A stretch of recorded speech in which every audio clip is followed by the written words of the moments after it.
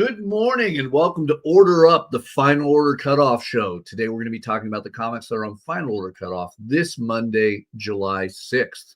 Not only that, because there's a lot of great books in that, we're going to have not one, but two amazing guests, both with books on FOC this week, both holding multiple items on FOC this week. So you are going to have a jam-packed superstar episode of Order Up that you're going to want to stick around for. So stay tuned after this opener.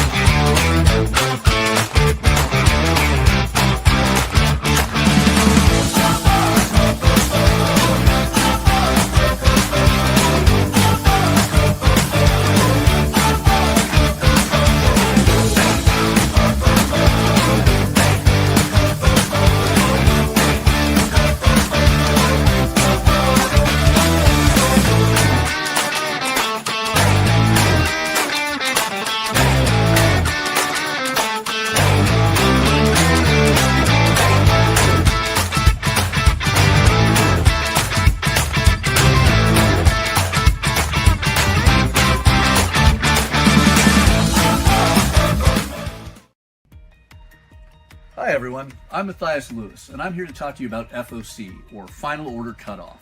It is the last chance that we, the comic retailers, have to finalize our orders for comics releasing roughly 3 to 6 weeks out from the Mondays we finalize our orders. We deal with this every Monday, but this is important to you, the consumer, because it is the perfect time to reach out to your local comic shop if you want any specific or guaranteed items. If you want the Jim Lee or Dan Mora covers of Justice League Unlimited, reach out to your local comic shop and let us know. If you want the new issue of Lilo and Stitch, this is the perfect time to tell us. Because as long as you can get us the orders before Monday at 6 p.m. Pacific Standard Time, that will give your local comic shop retailer enough time to finalize that order, adding in whatever it is you want, so they can guarantee when it releases, we have a copy set aside waiting for you. So, always reach out to your local comic shop before 6 p.m. on Mondays with the comics you want. The sooner, the better, to guarantee they're waiting for you. All right, and today we are talking about the comics that are on Final Order Cutoff Monday, July 6th. And for those of you guys who need that refresher of where you can see all of the books that are on Final Order Cutoff each week, there are two key websites I want to share with you. If you're a fan of Marvel, Distillery, Boom Studios, Ignition Press, Kodansha, Square Enix, IDW, Dark Horse, and more, they're all handled by one of the largest book distributors in the world, Penguin Random House. And to view them, we recommend prhcomics.com. prhcomics.com brings you this wonderful website where they know exactly what to talk about, with the first thing right there being the FOC date for July 6th. Clicking that will bring you to this delightful website where you can see all the books on FOC this Monday. We always recommend sorting it from title A to Z. Now, I'm sure you noticed that doesn't include wonderful publishers like DC, Image, Dynamite, Oni, Titan, and more. For that, you're going to want to go to lunardistribution.com. Lunardistribution.com is one of multiple distributors for those items. However, they have the best website to check out the FOC items. Lunardistribution.com, you're just going to scroll down a little bit to upcoming FOC, and right there you will see the date. Make sure you're clicked on the right one to see all of their offerings for the week. But I want to dive directly into fun things this week, because there are a lot of writers in comics, but there are not a lot of writers in comics that write a lot. And this man perhaps writes more comics than anyone else. You know him as a master of horror. He is somebody who has brought to you countless titles from almost every publisher out there. The incomparable Cullen Bunn. Incomparable. I like that. I think every time no one that compares. Well, that's true. No one would want to. Cullen, how are you doing today? I'm doing great. How about you? I am doing amazing. I got to read some incredible comics that are going to be on FOC this Monday, one of which was your phenomenal new piece. But before we get to it, last time we had you on, we talked about Deluge. Yes. Which was a great series, and the trade paperbacks on FOC this Monday. It is, yeah. Those FOCs sneak up on you. Yeah. So I mean, you know, we've had you on. I guess this is the third time. I want to say we've had you for Deluge, Diablo, both of which on FOC this Monday. But the big one is this new tale, Cult de Sac. Yes. Can you tell us a little bit about Cult de Sac? So, if you have ever lived in a neighborhood with an HOA, you probably think that the members of that HOA are evil demon worshipers. At least that's been my experience over the years. Cult de Sac is a book that says, let's take that and what if that's true? So this is a story of a family who is moving into a new neighborhood, the neighborhood of Willow Park. They are fresh start in their lives. And they immediately start getting the sense that something is not quite right with their homeowners association.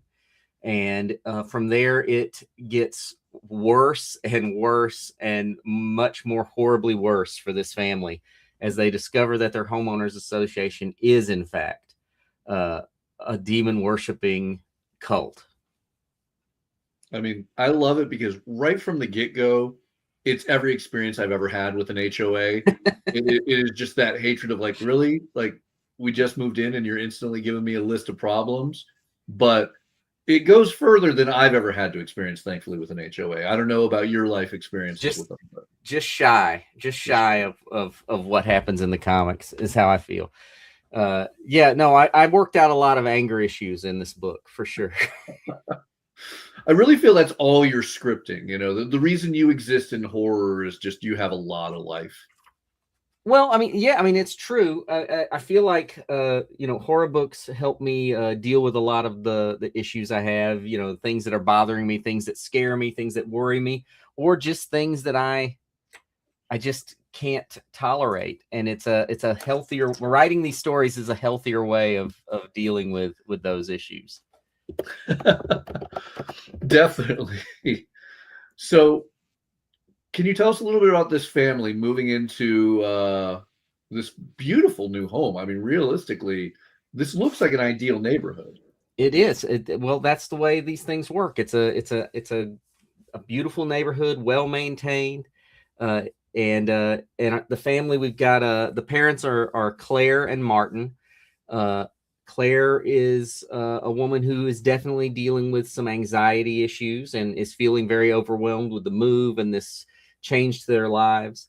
And Martin is a good guy, but maybe not quite as observant as he should be. And then they've got a couple of kids, Olivia and Owen. And Olivia's not super happy about the move. Owen's excited about it, but they've noticed that the kids in the neighborhood are a little weird already. They noticed that right off the bat. But they're excited to make a new start and excited for what the future holds.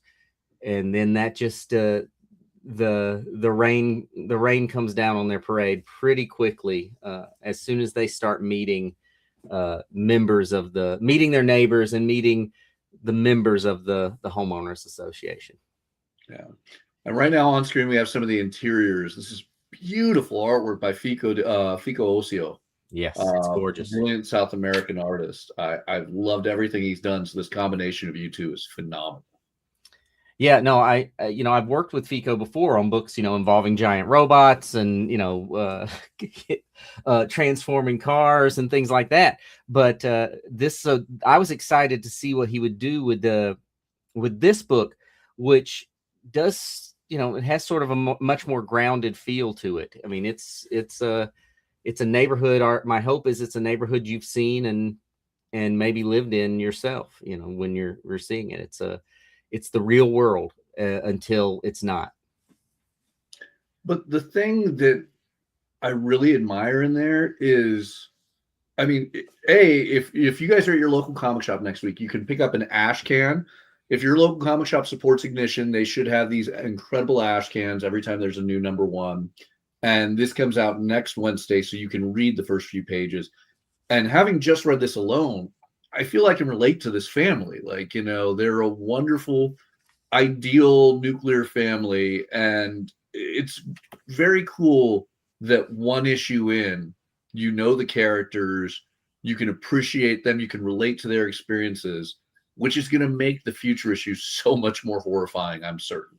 Well, yeah, I mean, my belief in a horror comic is you don't necessarily have to love the characters, right? But you have to at least understand them in order to fear for what's about to happen to them. And believe me, this family is going to go through some darkness as the series continues. So this series it's very dark. It's also kind of quirky and weird and funny at times, but it's a very dark humor. All right. How many issues is this currently looking at? It's a 5-issue series, so that'll tell you the story of the Hansen family in those 5 issues. I like it. So I believe this is your third series from Ignition. Is that correct? It is. Yeah, I did Deluge and I did Ripcord, which is currently coming out, and then this will be my third series. Yeah. So if for any reason you missed Deluge, first off, I pity the mistake you made in not grabbing those single issues. But the trade paperback comes out August 25th. It is on FOC this Monday.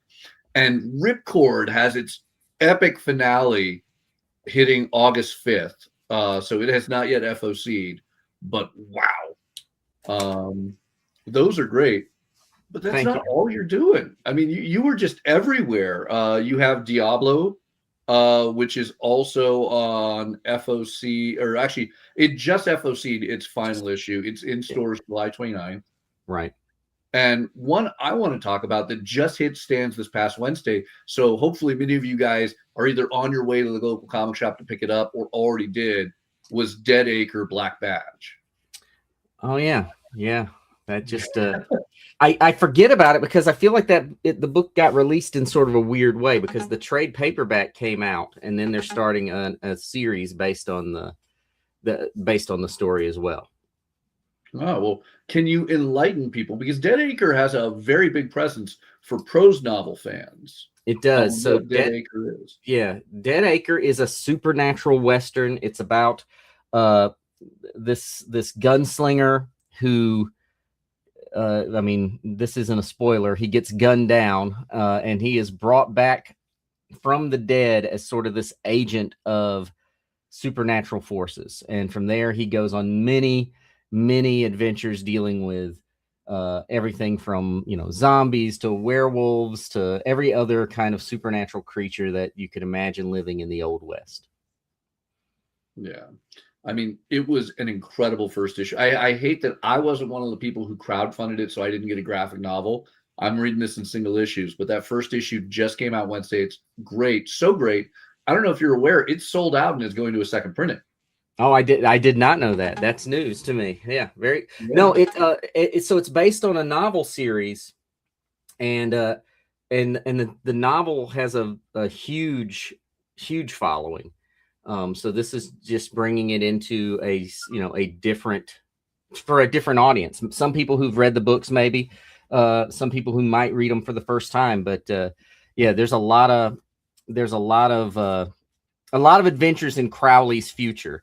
So there could be comic books for a long time with just the stories that they've already kind of developed, and then the stories they want to, that the stories you could tell just in comic form that take place in the same world.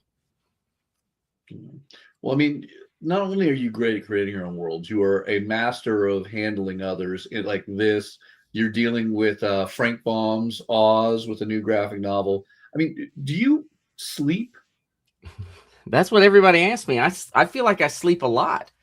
I feel like I'm this is maybe right now the most balanced I've been in my career, and I don't like balance. I'm not a guy who needs work-life balance, but I think right now I'm more focused and really working on fewer projects than I have in a long time. And it's just most of my creator-owned stuff will be coming out from Ignition for the foreseeable future, and I've got several books that haven't been announced yet that'll follow Cul-de-sac that are in various stages of completion.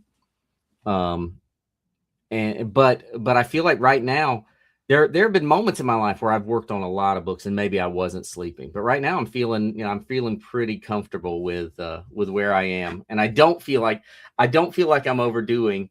And I do think to some degree it's an illusion. I've said this for years. How many books I have coming out, it's an illusion. It's not like I'm, I come down the stairs and I never go, I'm chained to my desk just typing constantly. Although I could do it if I had to. Look, if someone wants to, if the right projects come along at the right, if the perfect storm of projects come along, then why not? All right. But then that means we might get less of your brilliant podcast, which of course, if we're talking Ignition, I got to go into, I believe your last colonoscopy was 2 weeks ago. It was. Yeah. So the colonoscopy is about once a month. We put a new episode out. And the last one was a couple of weeks ago with Sadie Hartman, aka Mother Horror, who is just a horror author and tastemaker and critic, where we're talking about women in horror in general. But every episode I'm joined by a different guest host, and we just kind of embrace the fun of it. It's not a podcast that takes itself too seriously. We just talk about the things we love, and make some recommendations for comics, books, games, movies. We cover all the bases. And every episode's focused on sort of a different subgenre or different topic. All right. Well, we should elaborate on that. So no one thinks this is a podcast of colonoscopies. As we said, we did say it right. Colonoscopy. The colonoscopy. Yes. You got to be careful when you Google it. You might get the wrong thing. But the colonoscopy from Cullen Bunn.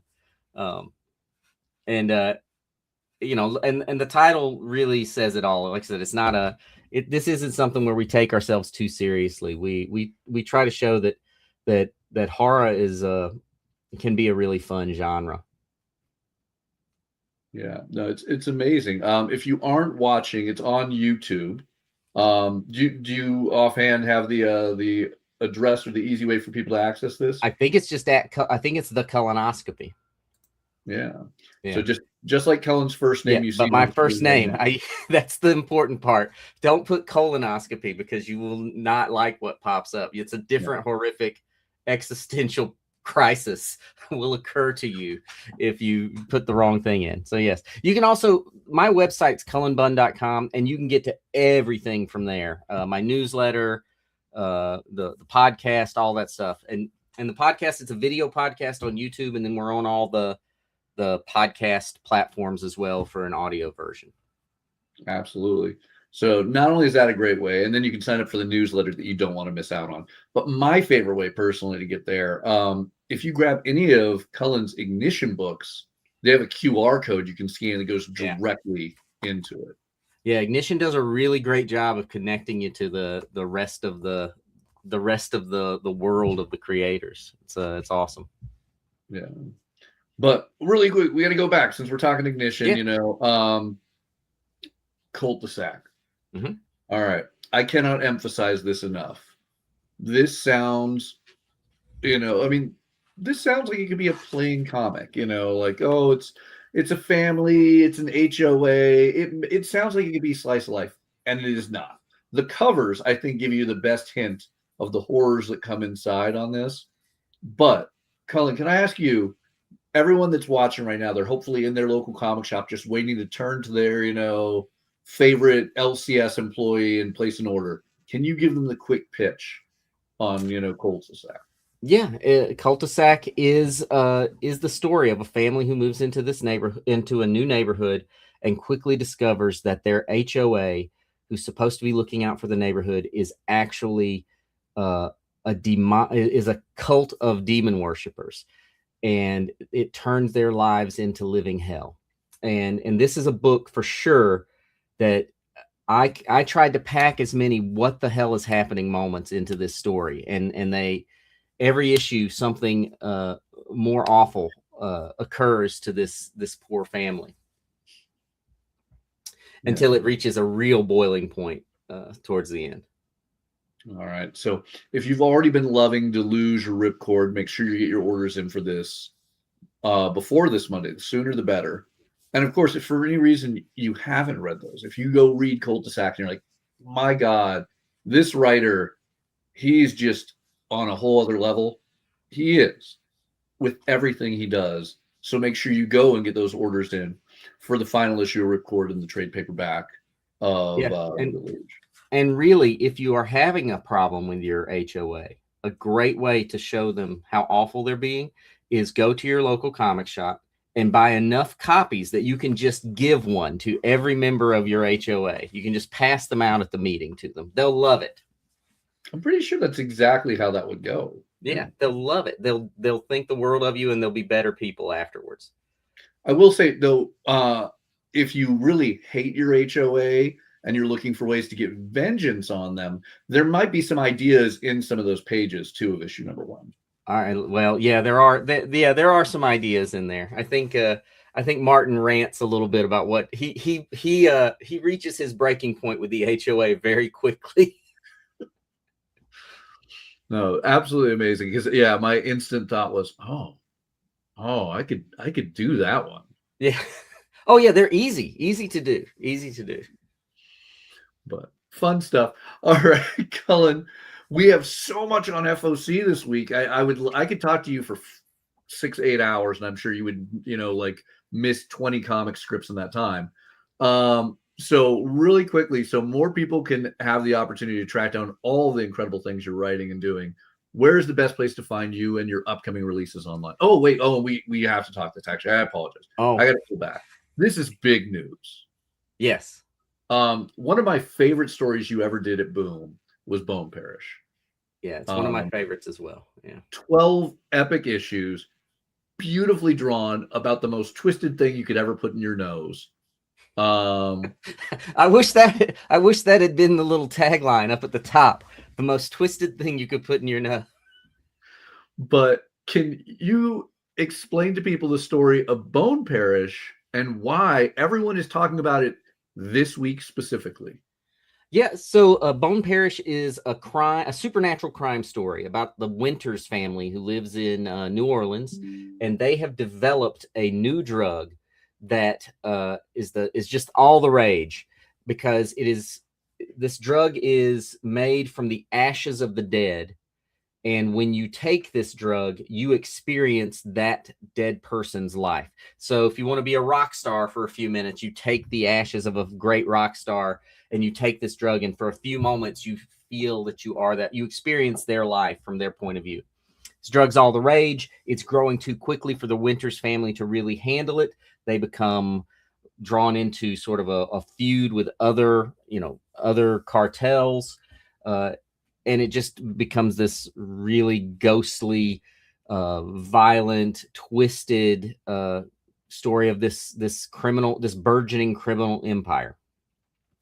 The reason it comes up is because it was announced this week that Starz, the TV network, is working with Curtis 50 Cent Jackson to create a TV show based on Bone Parish. So that is in the works. Everybody is very excited about it.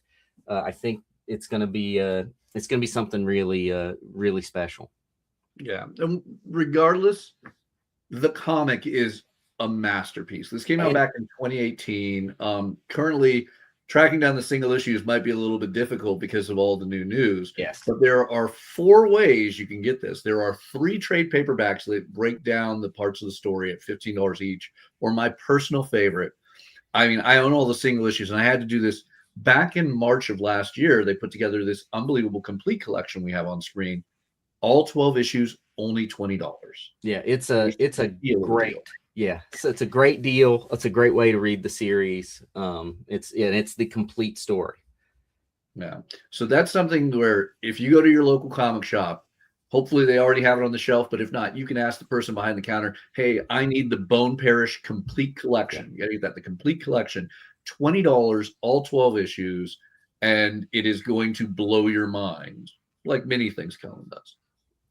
Well, thank you. But yeah, look, I'm very proud of Bone Parish. It's one of my favorite things I've done for Boom, and just one of my favorite creator-owned series I've worked on. But yeah, I'm excited to see what 50 Cent does with it. Yeah, up until today, I never knew 50 Cent's real name. You were the first person I ever heard drop it. I think you're one of a handful allowed to. You know what's really interesting? This is how things come sort of weirdly full circle. When I was breaking in as a comic book writer, when I had just become a full-time writer and I was kind of worried about how I was going to pay my bills, I was working for a company that did comic book adaptations of like self-help and business books. So some of my earliest published comic works are business books that I adapted to comic books. And one of those self-help / business was 50th Law, which was sort of 50 Cent's story of his life and how he applies his, the lessons he learned into his business practices. I had to dig that back up because it's been a hot minute since I wrote that. But I think it's funny that I don't know that he knows that I wrote this adaptation all those years ago. That's great. So you adapted something of his. Now he gets to adapt something. That's right. It's full circle. That's the definition of making it. That's when right. 50 Cent's doing. But all right. So now, if people want to keep track of all the awesome things, Cullen, where can they find you online? Where can they get all those updates? Yeah, so if you go to my website, it's just cullenbunn.com. You can get to everything. You can get to my newsletter. You can get to my Discord channel, my the colonoscopy. It's going to tell you everything that I've got going on and where I'm going to, the conventions I'm going to be attending and stores I'm going to be signing at. It's really got everything listed right there. So yeah, go to cullenbunn.com. Definitely sign up for the newsletter because you're going to get a lot more in-depth information and maybe more information than you really want about my life. But you're going to get that from the newsletter. I love it. Cullen, every time you come on, it is an absolute honor. Thank you so much. I cannot wait for everyone to read Cul-de-sac. Like, you need to reach out to your local comic shop right now. Not only make sure that you're going to get an ash can next Wednesday, but make sure you have this on order so you can read it when it hits. Issue number 1 drops on August 12th. Issue number 2, September 23rd. And in my opinion, that is too far away because you're going to want to read these things just back to back to back. Well, yeah, I think people are really going to like it. I think it's a super fun, super different book. So thanks for having me. Thanks for talking about it. I do think, I think this is great because a lot of folks don't realize how important Final Order cutoffs and pre-ordering those books, how much it helps the stores, how much it helps the creators, the publishers, and then helps you because you're not missing your books. And that's the key. You don't want to miss these things. Guarantee they're waiting for you. Let your local comic shop know. Support wonderful people like Cullen because, look, sometimes you have to do 50 Cent books to, make sure you have a career. That's right. You got to do a lot of them. People can start. I want people to really start digging that one up and see if they can find it. I don't know if it's still in print. I doubt it's in print anymore, but it's out there somewhere. Do you know who the publisher is? Like, I guarantee you after we end this, I'm looking this up. The publisher was called Smarter Comics, which I didn't love the name back then because I was like, that's implying that comics weren't very smart to begin with. And there's a lot of smart comics. But yeah, I think the publisher was Smarter Comics. They may still be around for all I know. All right. We're all going to track this down. Yeah. There's going to be your next convention, a line of people waiting to get that graphic. Oh, boy. All right. All right. Well, thank you so much for joining us, Cullen. Hopefully we'll get to have you back again sometime. Yeah, hope so. All right. Cheers. Okay, guys. I'm going to do a twist on this. Normally, we always start with Penguin Random House, but Penguin Random House is the big FOC this week. So let's throw a complete twist on things and jump over to Lunar. just because I want to really make producer Kyle's life a little bit harder. I'm gonna ask you to click the tab, homie. All right, there you go. So, all right, reminding you all, lunardistribution.com. Scroll down to upcoming FOC. Make sure you're clicking on the right date, July 6th. And there is some fun stuff. I don't know if you guys have been reading the incredible graphic novels that Peter Richardson's been doing of Zombie Makeout Club, but Ablaze is doing them. The third volume is actually on FOC this week, but I adore the artwork. So I have to point out the art of Zombie Makeout Club is officially kind of coming from Ablaze. There's a traditional hardcover as well as a deluxe edition with extra stuff, including stickers, posters, and more. So if you're digging it, you got to go for it. Have you had the opportunity to check out the Zombie Makeout Club yet? Not generally my jam, so I haven't. But the art book looks cool, so maybe that will drive me to jump in on it. All right.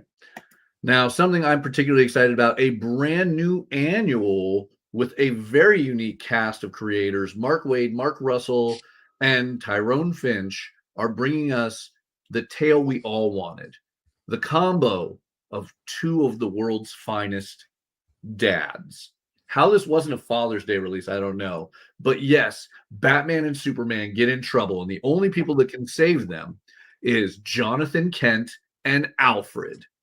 This is the most ridiculous concept of take your dad to work day I can imagine. But I already can tell you without this releasing, I want a miniseries. Jonathan Kent and not the ghost of Thomas Wayne? Like, that could be fun Alfred? too. Alfred. Like, Alfred not anybody's dad, man. No, well, first off, Alfred theoretically is somebody's dad, and they might be making their first appearance actually in the issue of Batman that just came out on Wednesday. But let's say it this way. If we're going to be honest, Alfred's Bruce's dad. Let's You're just trying to make me sing Father Figure by Boy George or by George Michael, aren't you? That's what we're always going for. So a lot of fun on that one. Great annual one shot. So if you're not reading World's Finest, you saw it. And then we have a brand new series. Yeah. No, just on World's Finest. I talked to Mark Waid about it when I got to interview him a few weeks ago at Cherry Camp Comic Con. That annual is something that he was very excited about. And if you've got a guy like Mark Waid excited about a story that he only had a little part in, and he's more excited about everybody else's work, you need to check in on it. Oh, absolutely. All right. Now here is a unique one. Titan Comics is bringing us a new 5-issue miniseries called Black Star, and it is written by Kristen Kruick. Who's Kristen Kruick, Kyle? It's Lana Lang, man. Lana Lang, like from the Superman Smallville universe? We really need to work on your overacting. Who are you, Nicolas Cage? I'm trying. I mean, I look at it times. Who are you? Literally all the actors who aren't Tom Welling, Michael Rosenbaum, or Kristen Kruick from Smallville? That's right. That's a dig at Smallville. Anyway, yes, Kristen Kruick, who played Lana Lang in Smallville, is writing this book with a team of others, being published by Titan Comics. This is one of those books that, like, I know so little about that I'm wildly fascinated about what the deal is here.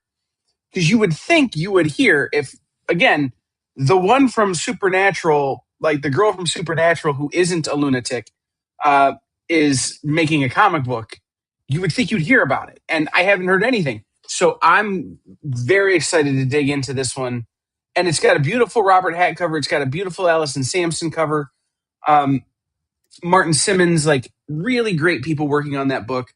So I'm excited to see what it is. And I'm still quite shocked that I don't know what it is. Yeah, really cool and creepy vibe. The artwork on it's phenomenal. But you know what the artwork is also phenomenal on? Conan the Barbarian. Jim Zub has had such an array of brilliant artists on this book, both interiors and covers. I mean, this Dan Panosian's a masterpiece. But if you are not up to date on Conan, this is the issue to jump in on. Issue 33 starts a brand new story with pirates again. And it's not Conan and Belit, it's Conan and Valeria, pirates of the Red Brotherhood.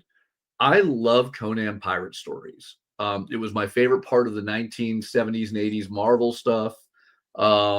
it was my favorite part of every single Ablaze and Titan storyline they've done. Just Conan the pirate at his best, and he has some of the greatest femme fatales in piracy in the way of Belit and Valeria. So I am all in, all in.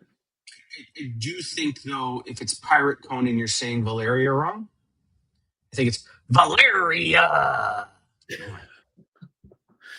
And, if somebody from Boom was here, they would say Matthias is notorious at lacking the pirate R. Mm-hmm. Is it joke for While we one scroll, person? what's a pirate's favorite burger place? I don't know. Red Robin. One person in the audience is going to get way too happy about these jokes. All right. As if the world's finest annual wasn't enough. Like, look, that's a great combo. I can't wait for Alfred and Jonathan Kent. Almost as much as I can't wait for Batman and Lobo. Tom Taylor, Nicola Scott, Dave Wiggles, and Fran Mariscal. This is going to be awesome because apparently Batman was responsible for a political assassination on another planet. That doesn't sound like Batman, but it sounds like Lobo's job to go and collect the bounty. So, best joke ever on this cover. Lobo has his combination of two inappropriate words to make Bastitch, but now he has Bat Stitch. I don't know, man. When Jason Momoa said Bastitch on the Supergirl movie, I lost it. That was my key moment in that film. Kyle's not going to give me an inch on it. No, I'm talking to Joel. Okay. You said one person was getting excited, and I knew who it was. No, it's not Joel. It's Greg. Now we're being really specific and calling people out. Hi, Joel. Joel from Magma Comics in the comments, guys. I love it. I never get to see him in the comics. Wow. Joel had to give an alternate answer to your pirate one, and I hate to say his is better. Yeah, but that's a pirate's favorite roast beef. I asked a pirate's burger joint. Oh, okay. There's a difference. Well, speaking of, if you like signed comics, I know that gentleman does. There are a lot of great signed comic opportunities for you to order from your local comic shop, whether they have the opportunity of having signings or not. Because thanks to Dynamic Forces, you can often get these incredible signed and rare books with COAs through your local comic shop. Right now, as you can see on screen, we have some Dynamic Forces original sketch covers, signed books, and more available. You definitely want to click on them because the prices are there. So a DF signed Erica Schultz copy of Rogue 5 is going to be about $50. But man, if you're like me and you want to buy a Lobo sketch cover, I just bought one when I was at Fan Expo this past weekend. But here's a very, very affordable one. This is less than half the price of the one I bought. $119.83, which is the year Lobo first appeared in Omega Men. You can get a Lobo #1 Scotty Young blank with a Ken Hazer sketch on it. Original sketch piece of artwork with COA. Really cool stuff. Yeah. So, go ahead. No, those that you said everything that needs to be said. But I will promote. Can I promote a little thing? If you turn into the experience on Mondays and Wednesdays, we have the Comic Collectibles Show. Those also feature a lot of those Dynamic Forces original cover, sketch cover things.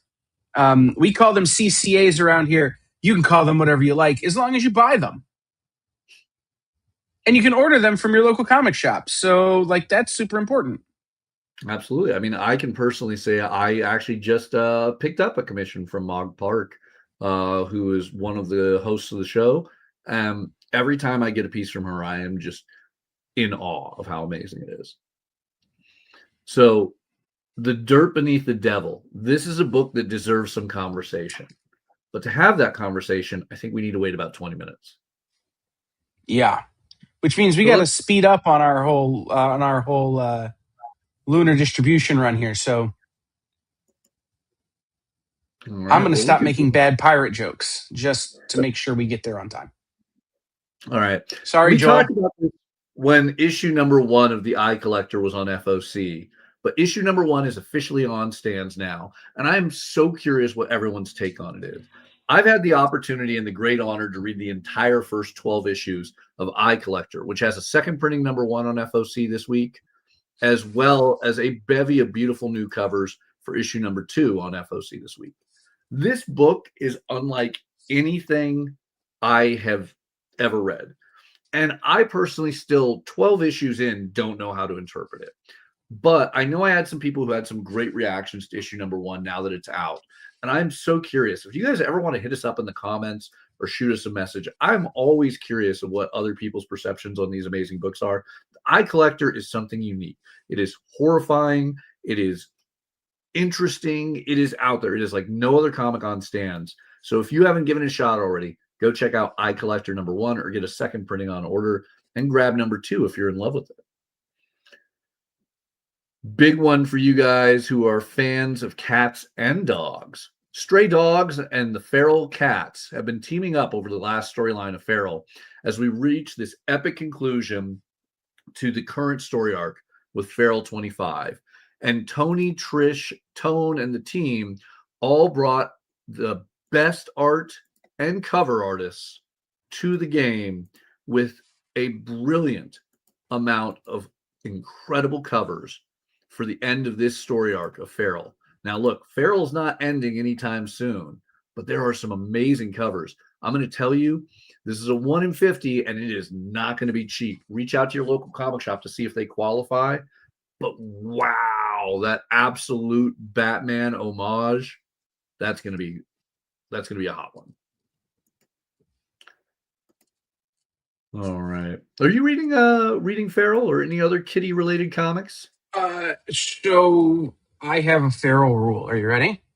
I only buy Feral from Tony or Trish when I see them, which means I have a stack, right? I get a stack from them when I see them, because then I can have them draw cats and dogs in the covers for me. Every copy of Feral, every Feral trade, every Stray Dogs copy, every Stray Dogs trade has a remark from one of my favorite people in this business. So that's become my rule. Absolutely. Now, for you fans of Ghost Machine, it's that old familiar face, Junkyard Joe. Junkyard Joe is back in the newest story arc of Geiger. However, this is going to be a terrifying team up, or maybe not team up. Can't spoil it yet. But as our glowing man has to face off with Junkyard Joe, this is an exciting one. I loved the miniseries. I'm certain I wasn't alone on that, Kyle. So this is long overdue. Junkyard Joe Geiger combo. With a semi-quincentennial cover. The word I can now masterfully say thanks to Kyle.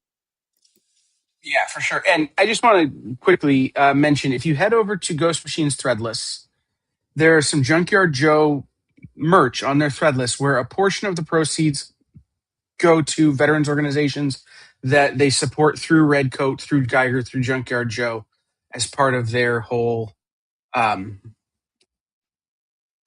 strategic plan that they have at Ghost Machine with those characters. So maybe go check those out and get yourself a t-shirt and support a good cause. I mean, best way you can celebrate the Independence Day down in America right now. I mean, supporting your vets, supporting, your love of comics, which I will always define as a very American pro thing. Like there's sequential art in every country I've ever been in, but America does it on an extreme level I adore. So, all right, Ghost Pepper, new story arc. I've been waiting. Oh, I want to talk to you guys so much about issue 12, but not everyone's read it. Such a good series. Get Ghost Pepper. Get caught up if you're not caught up, and order the new story arc with issue 13. Hank Howard, not only are we getting a new trade paperback for Hank Howard, we're getting another new one-shot. Robert Venditti does not shy away from these. He really seems to adore them, and his work with David Lapham is phenomenal. And then one I have to take a moment on before I give it to Kyle to talk about something. Heavy Metal Magazine has a new one-shot special, Extreme Futurism, which is just that.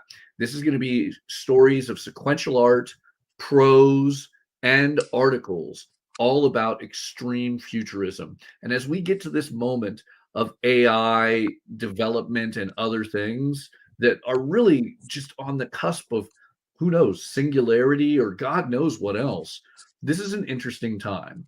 Heavy Metal is the perfect magazine for it. I am very excited about this issue. A good friend edited this issue solo. So a perfect standalone jumping on point. If you've never read Heavy Metal before, or if you're a long time or lapsed fan, this is going to be the one to grab. I love this cover by Marco Turini, but there are multiple covers available. Kyle, House of Lothar. Oh, yeah. So if you guys don't remember, we had Kaylin Smith, who both wrote and drew this book for AMP Comics, on the show way back in January when issue 1 came out. And you'll notice that this is an issue 1 second printing. Why is that the case? Well, I'm not really allowed to tell you. You know? Bit of a twitch there. This is a pointy book. This is, maybe there are things happening that will make you want to have a number.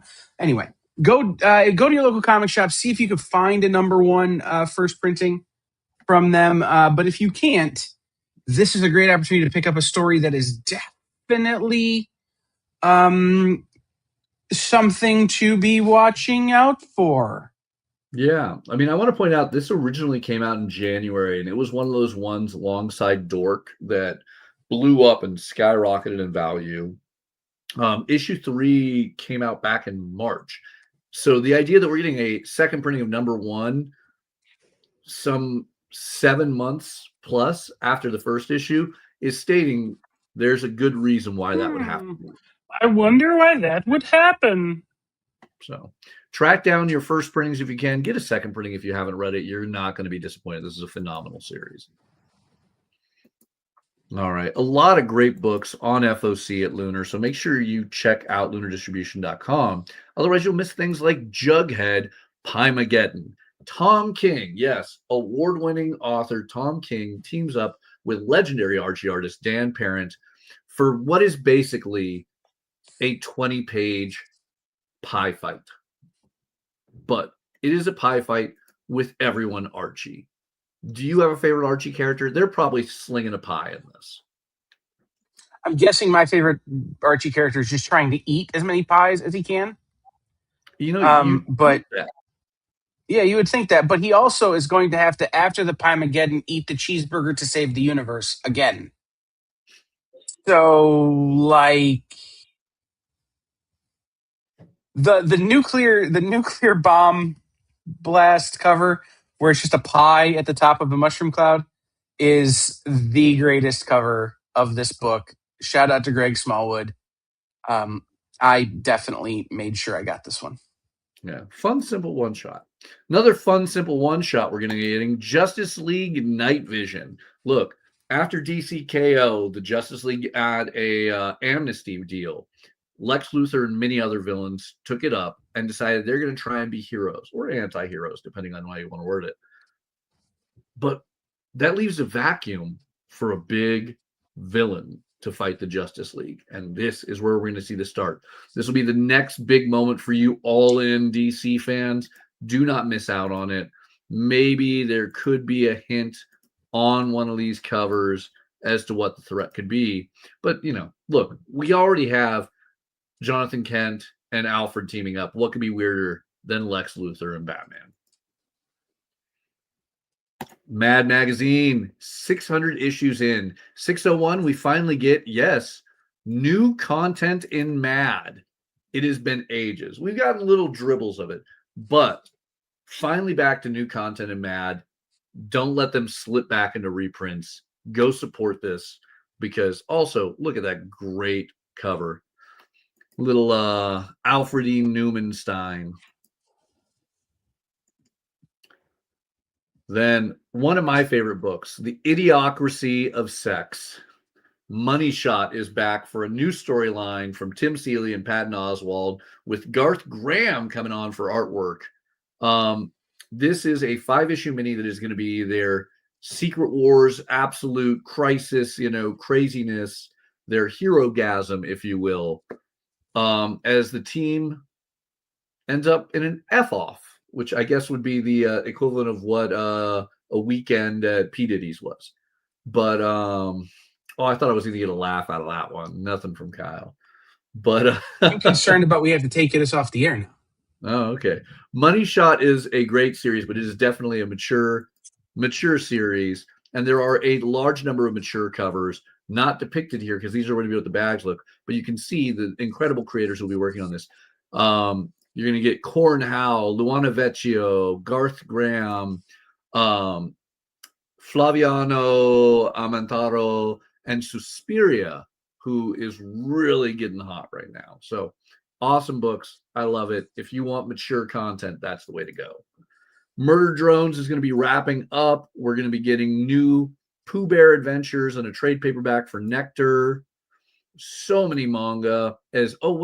Yen Press is now distributed through Lunar as well. Right now, we're only having the Yen On light novels, but I'm excited to have another access point for those who love Yen. And that is a good sign that Lunar will soon be carrying the incredible Yen manga through there. So retailers are not limited to only Hachette. Reach out to your local comic shop. If they've had a lack of Yen books in their stores, they might be able to start getting them for you now. Then a new bad idea. It's Realligator, a new horror series from Robert Venditti, part of the Mannix Abrera universe of horror one-shots that him and Robert are doing. If you go back a few weeks, we had Robert on the show talking about these. I'm excited. These look just goofy and fun.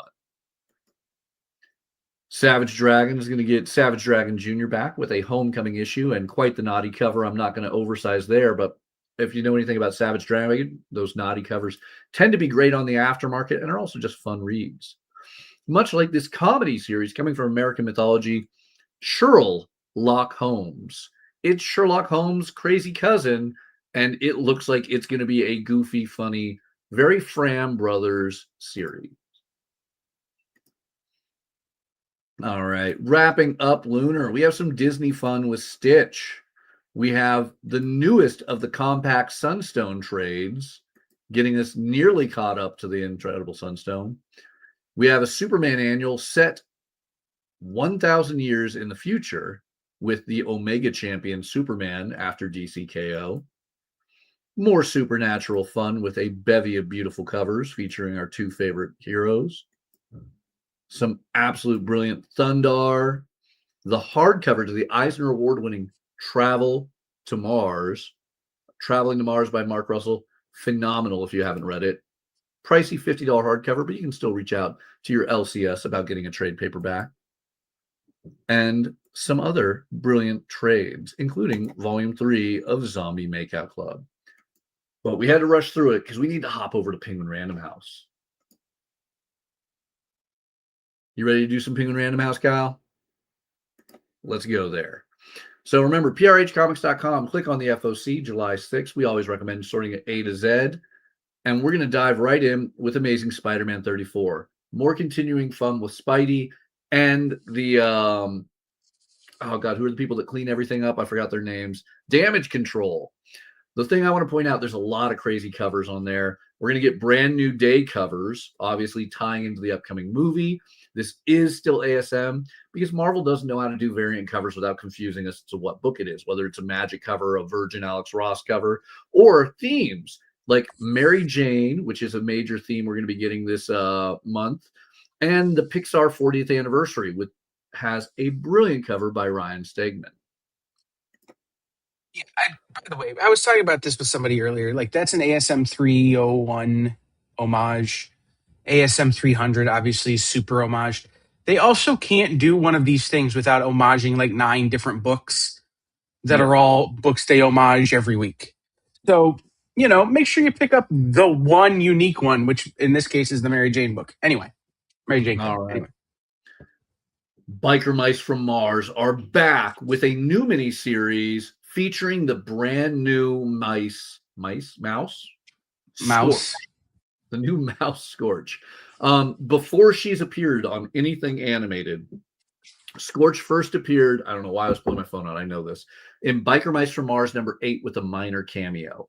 This is arguably a first appearance, depending on how you view these things, but a brand new miniseries by Matt Hodson and V. Ken Marion. Man, they got V. Ken Marion doing interiors. I'm in. So, Scorch, brand new mouse, get her before the new toy line, the new animated series.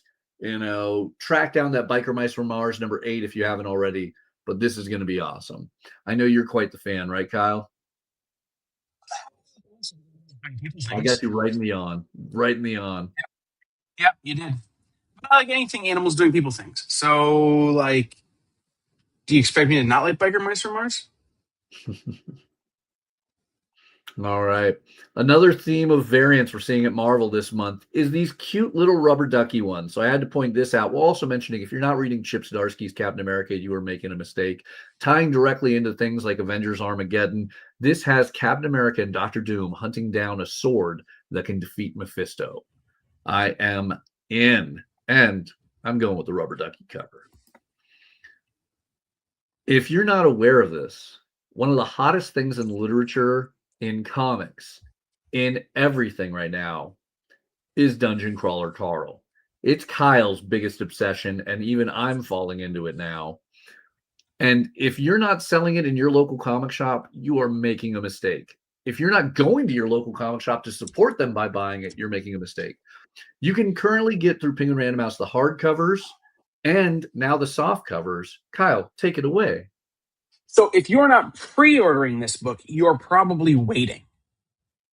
This is the thing. Like Mathias just said, you can get the hardcovers. Yes, technically you can get them, but you might wait 3 to 6 months for a restock of the hardcovers. That's how fast these are selling out. I just went and ordered copies for my brother-in-law from my LCS, and he's going to be waiting 3 months. That's how far behind the hardcovers are. So these paperbacks, which is what this is a great alternative for roughly the same price. It's a few dollars less, but roughly the same price. You're getting the paperbacks, which are in stock, and you'll be able to get them faster, but you need to go in and pre-order them because they will sell out before they hit the store. Okay? So this is book 2 in the series. You can get book 1. And by the way, if you're somebody who wants to read the physical book, but you're like me, your glasses are getting a little thicker every year, this is the only way to get large print format. It's important. It's all over the internet how excited people are for the large print format of the Dungeon Crawler Carl paperback editions. So make sure you check those out as well. But you got to go in and pre-order them or you're going to be waiting. It's just how it is. This book is so popular, they're hiring people to cosplay as Carl for San Diego Comic-Con. Ooh, I wonder why that might be. But, this is a phenomena on the rival of Pet Rocks. That is a unique way to put it, and yet oddly fitting. All right. Yeah, Dungeon Crawler Carl, it is just blowing up everywhere from comics, trade paperbacks, and prose novels and all that. Though something, Kyle, you got to share because I didn't know this. I'm doing the audiobooks, I hate to say, on Dungeon Crawler Carl. Actually, I don't hate to say it's a phenomenal audiobook, but obviously I always want to support my, local comic shop, especially being the owner of one. So I make sure we stock these, and I've been picking them up now, and I didn't realize this key bit of information I didn't know. Kyle, what makes these books a little bit more special? Well, so 2 things. One, Mathias, book 1 isn't even peak audiobook yet. Like, it gets so much better. It gets, again, things settle. Anyway, we can have that conversation off the air. But book 2, the print copies, when Matt Dinniman originally put these books out, he was putting them out on Patreon and he was self-publishing because it was a creator-owned indie prose novel, right? He was self-publishing his work. When he got with Ace, who is the publisher of this, along with Penguin Random House, they wanted to do something to make their copies unique. So he went back and wrote some back matter called Backstage at the Pineapple Cabaret. There's no audiobook. You don't get it in Kindle. You don't get it in any of the Matt Dinniman releases, and it's not on his Patreon. The only place you can get Backstage at the Pineapple Cabaret is in the print editions from Penguin Random House. So these covers that look like this.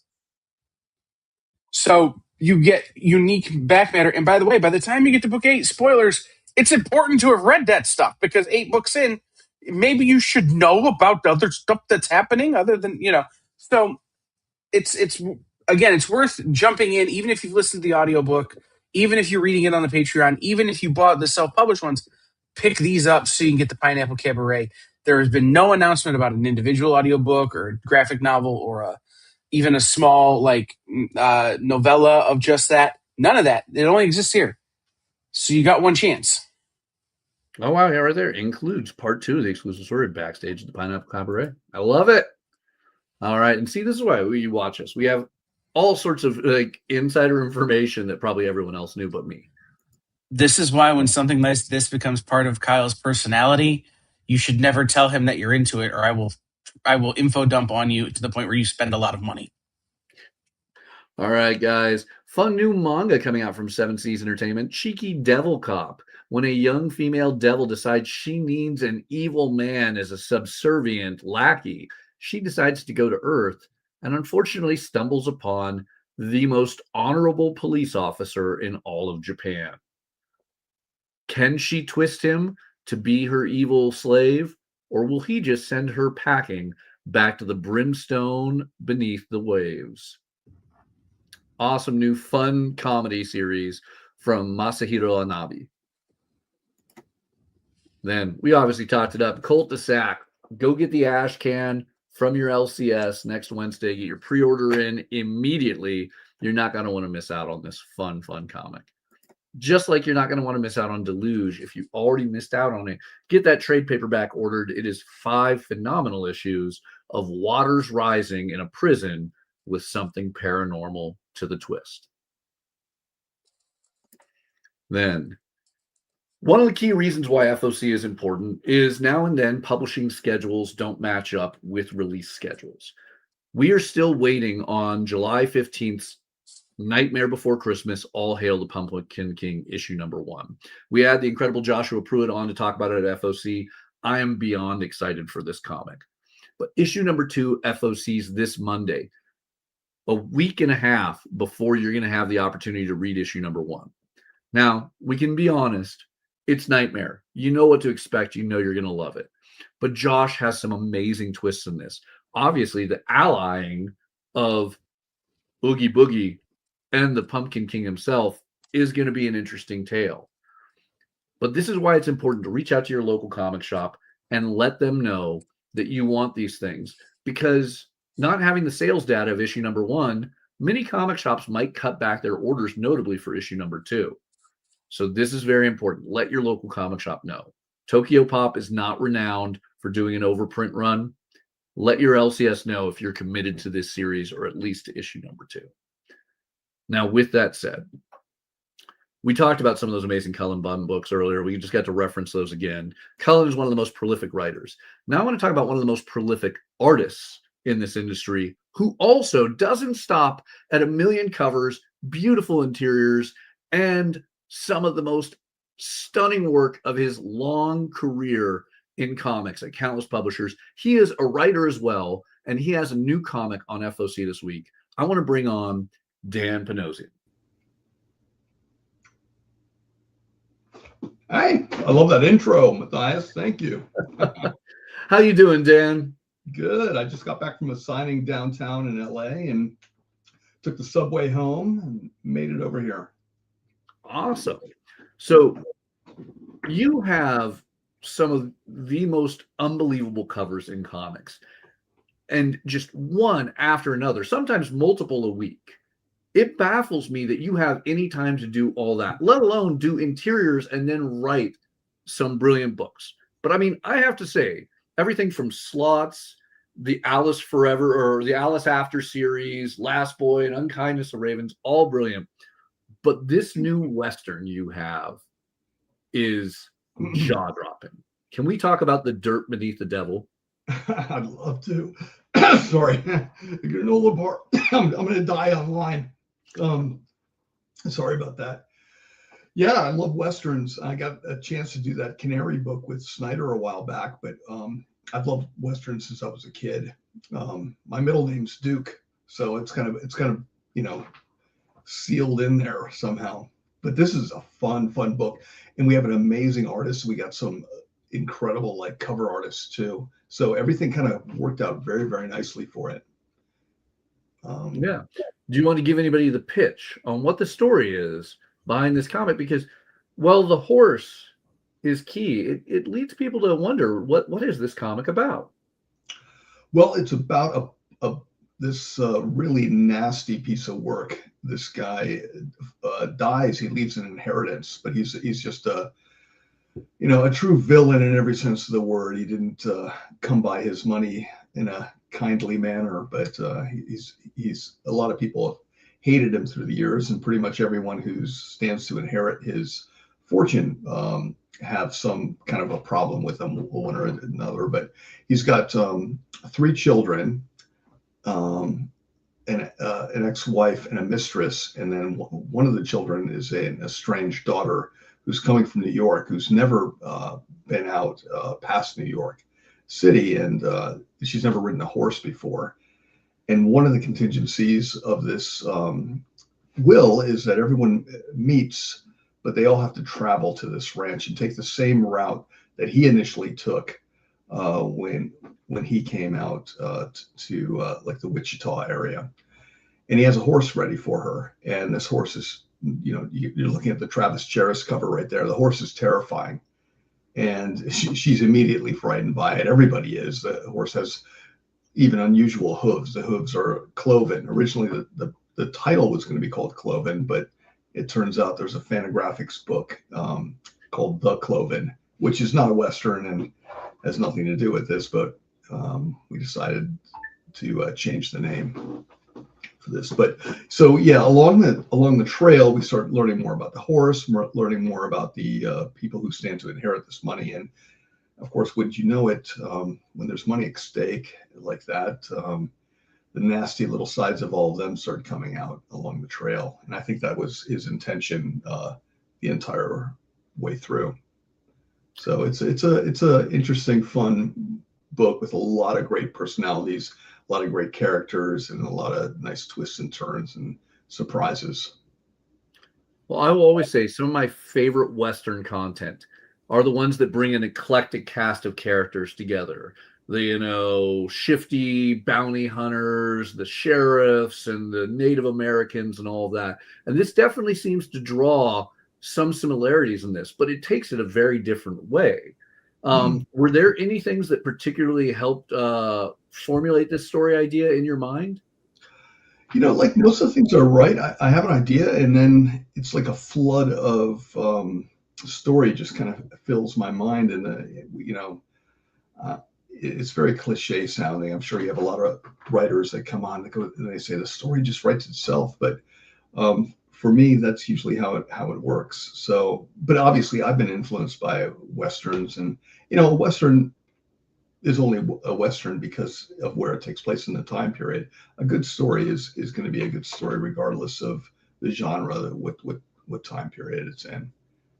And this story can take place today, just the circumstances would be different, but making it a Western just I don't know, for me that hits all the buttons.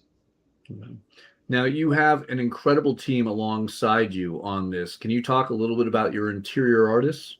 Yeah, David is incredible. So I always vary my scripts depending, because I'm an artist, and I'll write the scripts to how I would see it, how I would do it. And David and I are pretty much on the same page with all this. So when he shows me the layouts, I'm like, wow, that's, exactly how I envision it. And sometimes it's plussed, like it's like, oh, that's a great little idea right there. So he's a true professional. And we have Lee Luridge, who's he's a writer as well, but he's also a great colorist. And he adds that nice grit to the team. And Pat, you mentioned slots earlier, Pat Brousseau, lettered slots. So I wanted that. He kind of gave that a nice, unique look, and the lettering here also has a unique flavor to it. It really does. Actually, I can honestly, when I think back at slots, think of how great the captions and lettering was. And having read this issue, it does just have that stunning, aesthetic that just everything comes together perfectly. The design of the characters, each kind of give a hint at their personality. The writing you put together, like this is a great cast. I cannot wait to see where it goes. Oh, I really appreciate that. And we had fun doing it, and every issue was exciting to. When the penciler will write in and go, "I can't wait to see what happens next." That's always a good sign. We get that sometimes with Alice Ever After and Never After and Forever After, this final series, where the penciler and the colorist will write to me, go, "What happens? What happens here?" And I love that. I'm like, oh, good. At least, all right, I know 2 people are reading the book. Well, issue number 1 is set for release on July 29th with FOC this Monday. And issue number 2 goes on FOC a little bit later, August 10th, with a September 2nd release. Do we know how long The Dirt Beneath the Devil is going to run? Yeah, it's 4 issues. And the book is finished. So there's not going to be any scheduling issues or anything like that, which is great. Sometimes some of these books come out and then you're waiting 2-3 months for the next book. It's a nightmare for retailers, and it's not cool for fans either. Well, this is an exciting one. I know that I will hopefully have a large amount of my store's customers viewing right now that'll reach out to me about it. And hopefully you guys will reach out to your local comic shop and let them know you want The Dirt Beneath the Devil, because this will blow your mind. But again, I just don't understand how you have the time for it all, because you draw the most phenomenal covers, you write some amazing series, and then you're going to be doing a combination of cover writing and interiors, I believe, on this new Marvel project, Wolverine Paradise. Yeah, no, I'm doing and coloring it too. If they'd let me letter it, I would. Speaking of the lettering, I think Pat Brousseau is using my font for the lettering. He used it for slots, and I think he's using it for The Dirt Beneath the Devil, which is kind of cool. And that horse, by the way, I don't know if we talked about that thing enough. It's not just a horse. It's not the Black Stallion. It might be black in color, but the horse is possessed. It's a demonic horse, and it plays a huge role in it. Obviously, it's a little bit like the car Christine from the Stephen King novel. So it's like if Stephen King wrote a Western. I shouldn't say that. That's a little too crazy, but it's certainly inspired by King's work. I will say, covered by I should remember his name when I brought it up, but it's that cover is Jesus Christ. Now it's killing me, because it's a father and son team, and he's usually coloring his dad on all the Brubaker books. It's Sean Phillips' son. Oh, really? And he does. Obviously, you can tell by the drawing.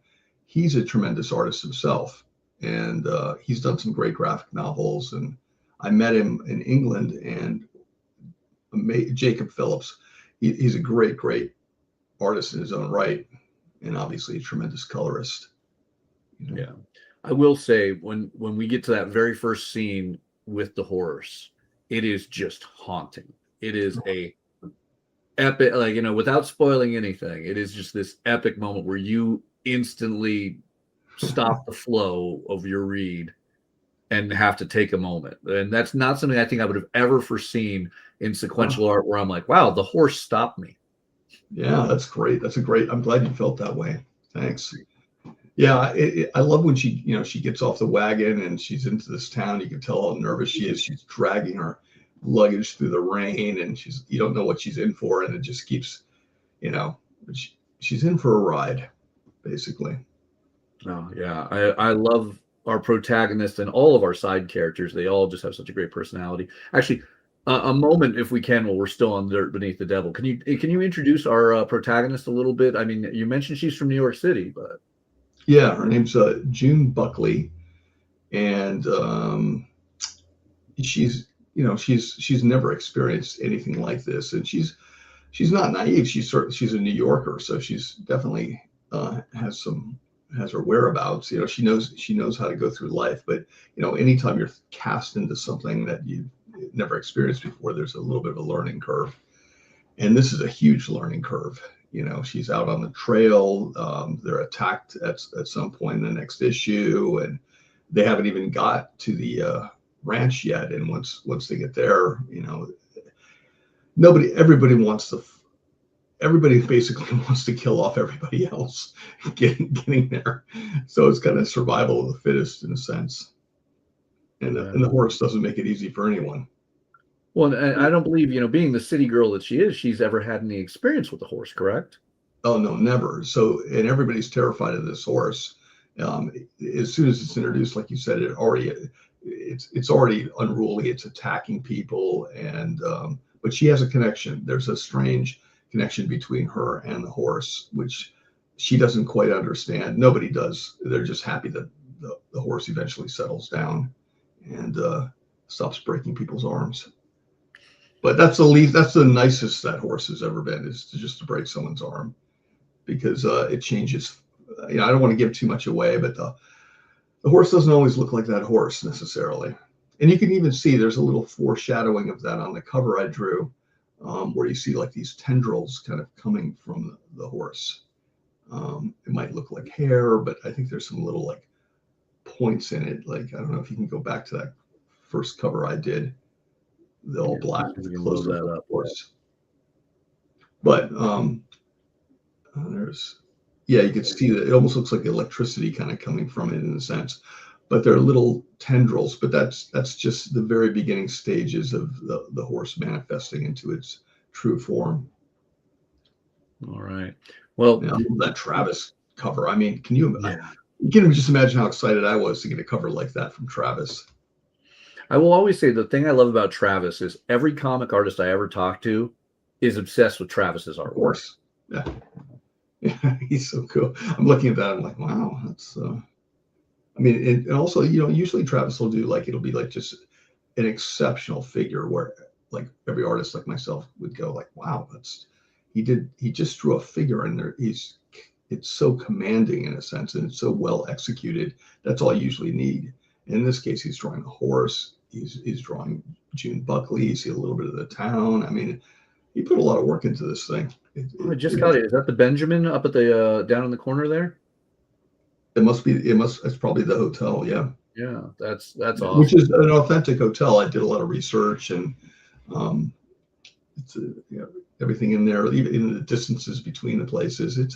That's part of the fun of writing, is you're figuring out the logistics, and you want to, there's obviously going to be people out there that go, this doesn't work, I want to make everything work, but I still want that element of fantasy and a vacation from life's various problems.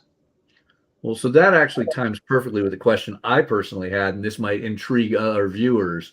Because we just had a guest on who is from Kansas City, Missouri, and I was contemplating asking him. The book opens up in Kansas City, Missouri, and the objective, as you stated, is for them to get to this place in Wichita. What is the distance on that? Is that an easy hike, or is that it takes some time, and it's just the right amount of time for them to unravel. So that was all kind of thought out beforehand. But it was interesting, to figure out how long would that take, on the trail, as opposed to, I don't think too many people are doing that hike anymore. Not hopping horseback for a distance. No, they're not. All right. Well, if we could briefly talk about some of the other projects you have coming up on FOC. Let's dive into it. There's a bunch of Wolverine Paradise. So what is this? This is a one-shot, a mini-series? You're doing everything. This is a 5-issue, miniseries. And it takes place.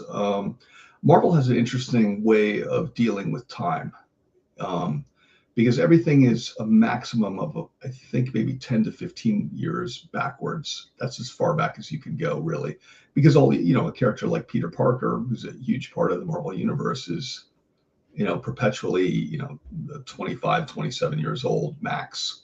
So sometimes he's a college student, sometimes he's already working at the Bugle, but you can't go much further back than that. Now, with a character like Wolverine, who's been around, since the turn of the century, there's a little bit more leeway to what you can do with that, but you still want to stay within the confines of the Marvel universe.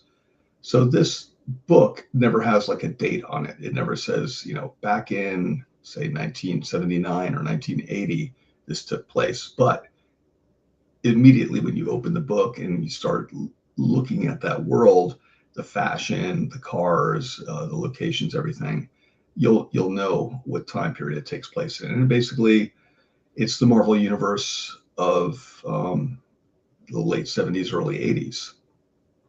So for me, it takes place right around the time when Wolverine gets back from the Savage Land, from that first time from the Claremont and Byrne run. And you can't see necessarily on that cover, but he's wearing that chain with the teeth on it. So you'll see there's little Easter eggs throughout the entire series. I love that sort of thing. I mean, I just did that funny. Did you see the Marvel swimsuit thing where I gave Thor the fabric? The fabric is that woman's famous letter into Marvel about wishing for a more naked Thor. So I believe, for anybody who doesn't have the context on this, I believe you posted this on your Instagram, correct? The Thor cover or the Thor pinup? Yeah. I might have made it an Instagram story or something like that, but okay.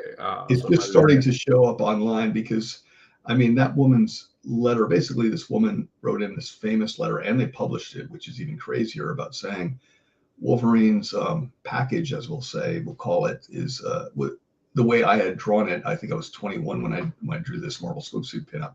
Didn't meet to her levels of satisfaction, and she also requested that it might be nice to see a naked Thor. So I don't know how many years later this is that we're doing the swimsuit thing, but Marvel asked me if I could do kind of revisit that same pose, that same thing. And I'm like, well, how can I make this fun? And I was like, well, I certainly can't make him naked, but why don't we give him her letter in like a fabric? And so he's wearing shorts, and it's her letter on there. Yeah. If you guys want to grab that came out this past Wednesday. You can go to your local comic shop to grab it. Yeah, I think some amazing covers. I think Campbell did some insane covers on that. Perfect guy for it, obviously. Him and Adam Hughes. My God, dream guys for a book like that. So really quick on Wolverine Paradise, how did this come together where you're basically tackling every major feat on this book? Yeah, well, I think about 8 or 9 years ago, maybe even longer. I think I was living downtown in Los Angeles, so it might have been 14 years ago. I just drew this fun little thing and said one night in Miami, and I just drew like Wolverine with sunglasses. I'm like, man, I'd love to see one night in Miami with Wolverine. But he's spending a little bit more time in Miami as he's taking his break from the X-Men. And of course, it doesn't take long for Wolverine to embroil himself into problems. So, literally, he arrives in Miami and he's already in some kind of a scuffle. So it's great. But Marvel had originally asked me. I've been doing all the covers for Wolverine. They asked me if I was interested in writing and drawing once this latest arc was over. And I've been wanting to do this series forever. And I'm like, I don't know if this fits into continuity that well. So we were able to create this. And also the title I love. Every single Wolverine title is always like Wolverine, blood, guts, and spikes or claws. And this is a complete antithesis of the opposite basically of what you'd expect. And hopefully the fans dig it. I mean, I've had as much fun as I had on Slots. I'm having writing and drawing this. So every page, none of it feels like work. I'm ahead of schedule. It's great. Well, on that note of you writing things, there's that beautiful poster right behind you of the classic film Fire. I didn't just put that up there either. It's been up there for decades. So were you excited to work on this new series, Fire and Ice Dark Wolf, which #1 actually hits next Wednesday? Oh, I'm so excited. I think it was Sarah Frazetta who requested I write it, and I wanted to draw this book too. I wrote it in such a way that I could be drawing, like there might be some kind of way where we can work it out that I can draw it, but it didn't work out that way. But Did you get a chance to see the interior artwork? I have. I mean, I personally loved your cover on Sarah Frazetta's Fire and Ice Necron. And this that was is fun. Yeah, it was a fun cover. But yeah, we landed up with a great artist, this tremendous colorist who's working off pencils basically. So they're really kind of collaborating on this thing, and it has a real nice fantasy feel to it. I got to create the logo for Dark Wolf as well, and I wanted it to be a nod to that kind of time period when it came out, and the Fire and Ice logo that you see above.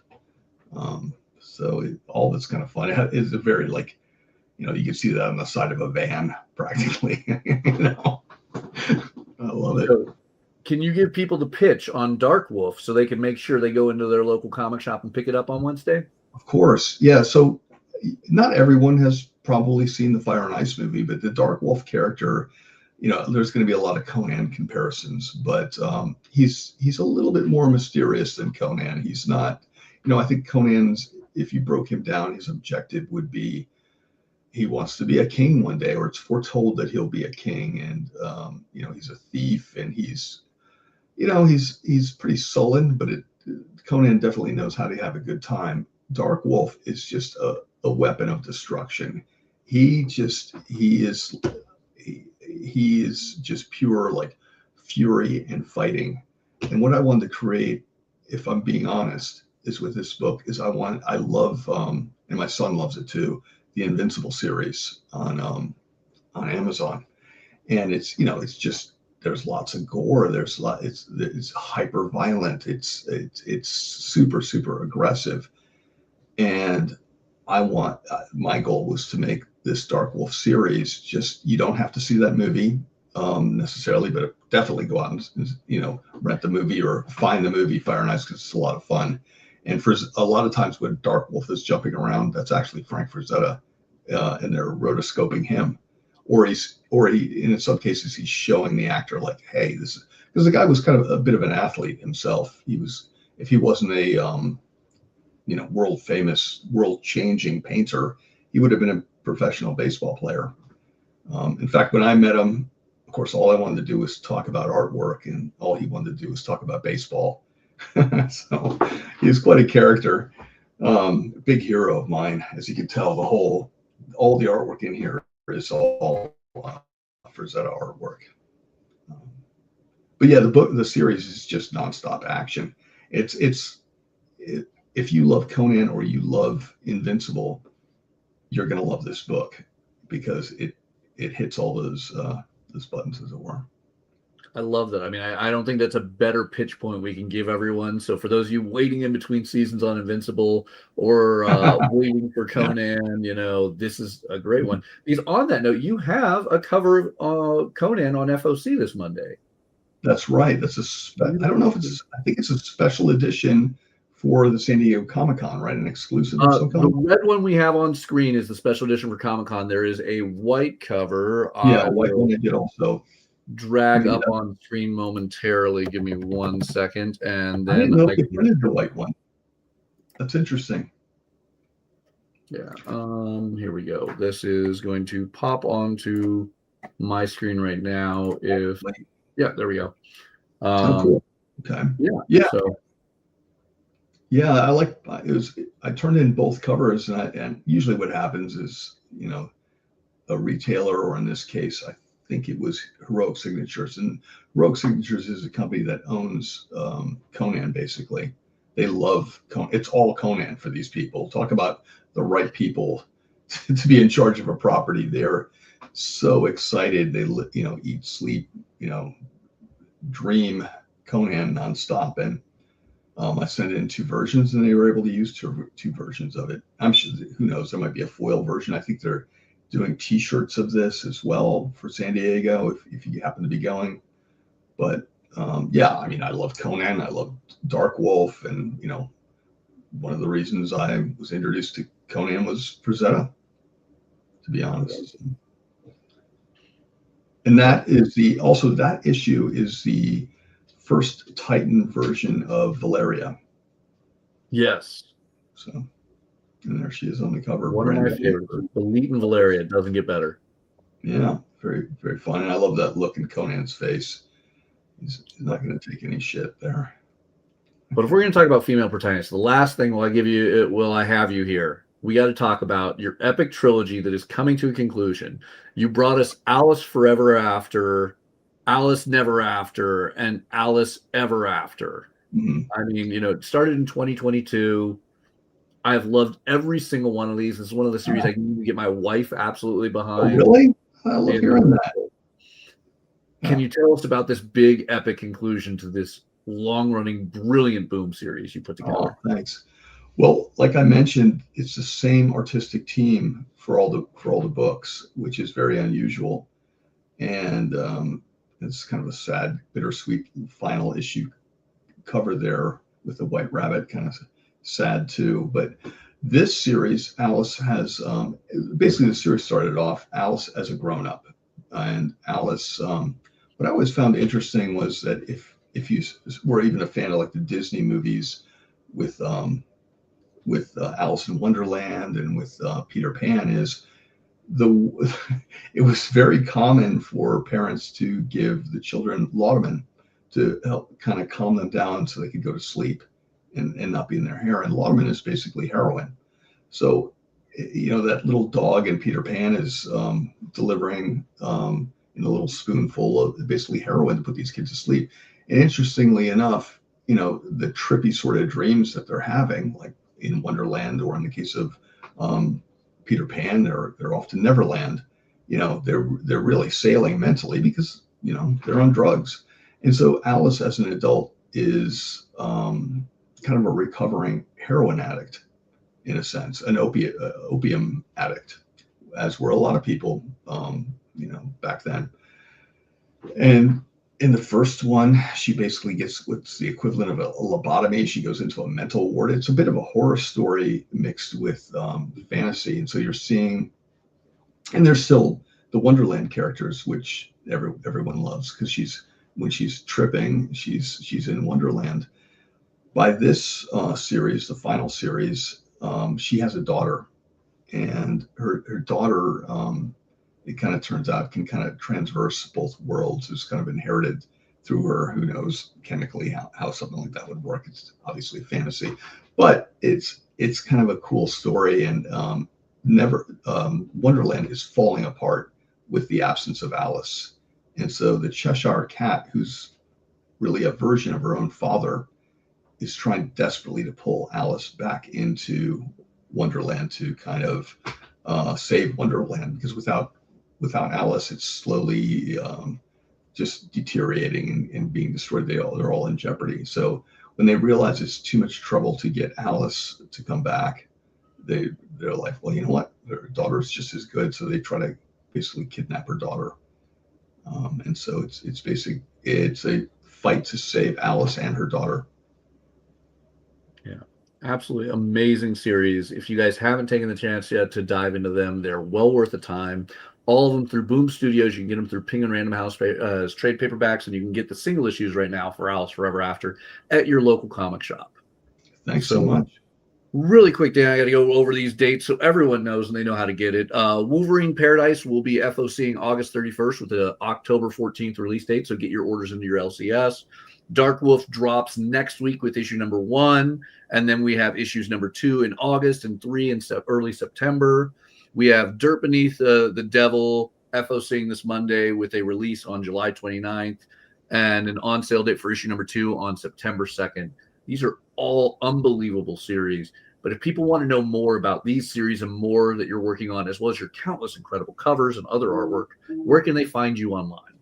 Well, I put that little at Urban Barbarian. So I'm on Twitter and Instagram at Urban Barbarian. If you're on Facebook, you can always, I think the friend limit, I should have done what most people do, and they create like a page where anybody can join, but I don't have one of those. But you can still follow me on Facebook, and I do a lot of more extended updates on what's going on and kind of art drops on that.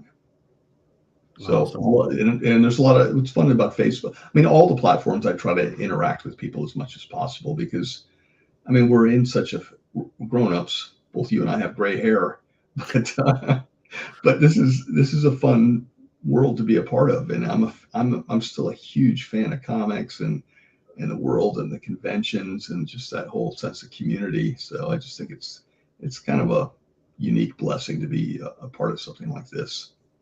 Yeah, I mean, you said you just come from a signing, like you're always, every time I've ever had the chance to interact with you, you are always an amazing, bright beacon of light, at these convention show floors and all that.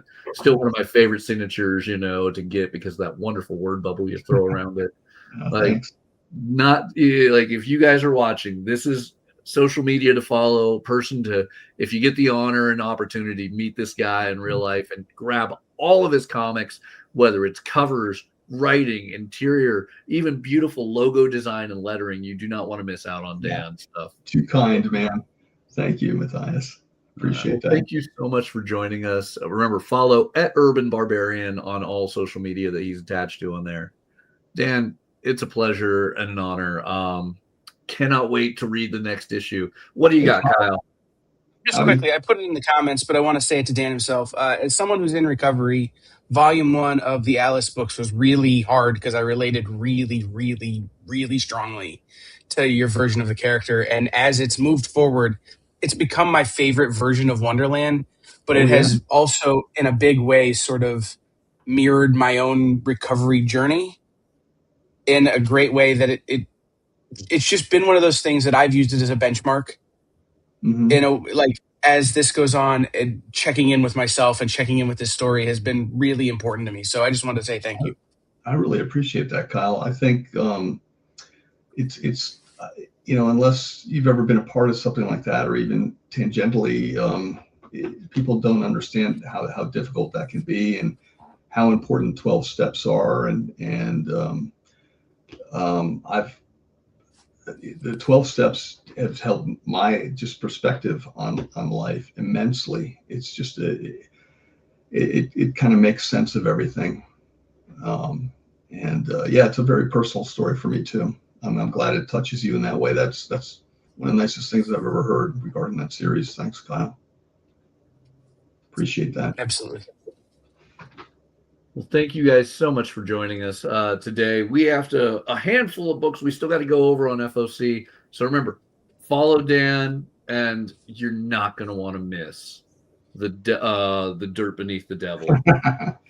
Thanks, man. Such a good book. All right. Thank you guys. All right, guys. We have a handful of books at Penguin Random House we still got to talk about. So shall we blaze through them? I think we can do this. I think we can get it in time. First off, Fantastic Four fans. Do you know there's 65 years worth of Fantastic Four covers? Because that's how long the Fantastic Four have been around. Crazy thought process, but get a collection of some of the best with information about them in this new one-shot from Marvel. And at a surprisingly fair price. I was expecting this to be a $30, $40 hardcover, $6 comic. Cannot beat it.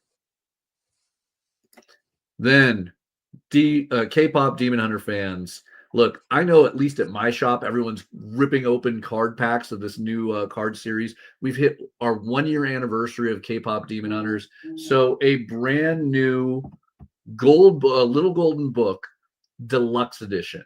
Not only do you get that classic story, this is the For the Fans version. You're going to get stickers, posters, and more in this classic little golden book for only $13. This is great for fans of all ages, and I mean all ages.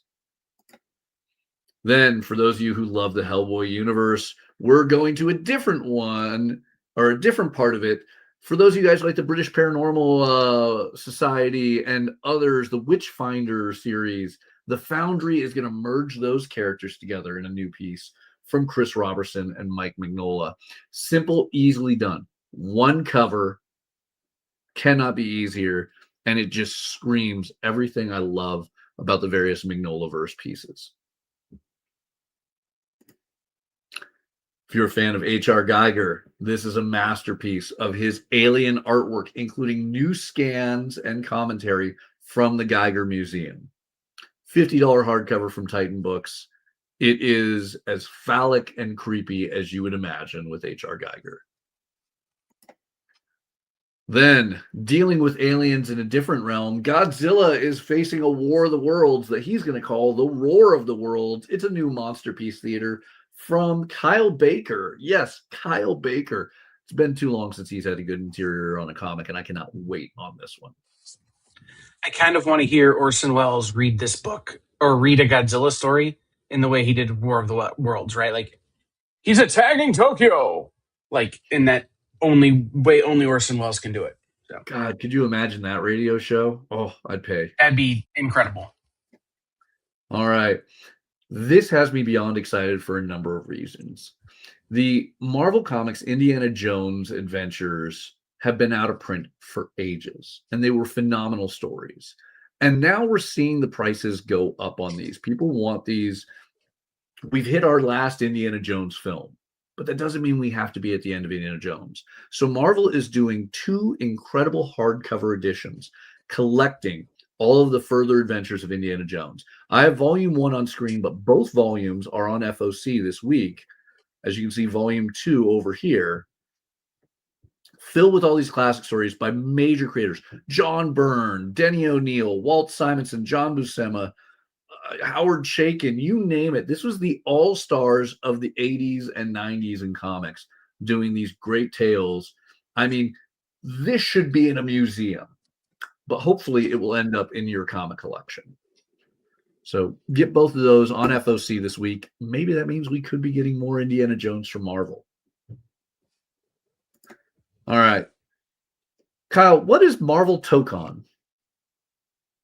It's a big, long run-on sentence. No, that's an inside joke between when we're prepping for the show. So Marvel Tokon is a new game coming out from Sony Entertainment. That is a PvP 1v1, 2v2, 3v3, 4v4 stacking action fighting game. The description on it, again, is one big long run-on sentence that describes it better than I ever could. But just know, this is the next Marvel Snap. I think this is potentially has the legs to be the next Marvel Rivals. In terms of what they can do with character, what they can do with team-ups, what they can do with other things. You will be able to team up characters that would never team up because they don't like each other or whatever. But you'll be able to do that with your friends and other things in this series. But one of the big things for me that like has me paying attention to this, because I'm not a gamer.